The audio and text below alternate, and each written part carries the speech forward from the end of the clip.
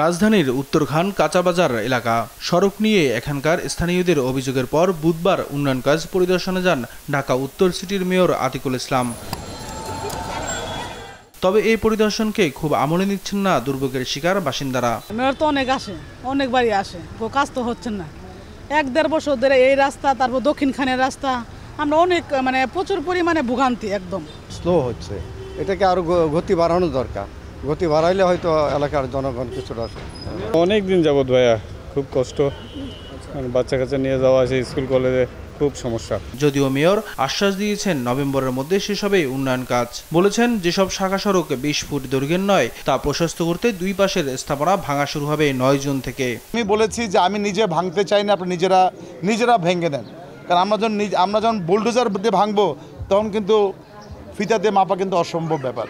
20 fit নিচে যদি কোনো রাস্তা হয় ওই রাস্তা আমি পাকা করব না।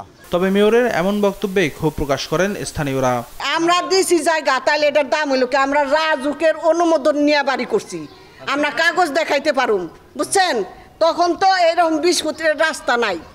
তখন যদি বাড়ি করতাম, জায়গা না ছাড়তাম, তাহলে দোষ হইতো। 1.5 ফুট আমরা ভাঙছি, এখন আবার আইসে বলে আর বলে বিল্ডিং মেলাম 5 লাখ টাকা খরচ যাবো, এটা দিবে কে? পিলার বন্ধ আসলো যারা 2.5 ফিট করে ভাঙে যেতে আমরা সবাই ভাঙিয়ে দিচ্ছি। দ্রুত উন্নয়ন কাজ শেষ করে জনগণের ভোগান্তি লাঘবে পদক্ষেপ নেয়ার আহ্বানও জানান তারা। নিয়াজ মোরশেদ, দেশ টিভি, ঢাকা।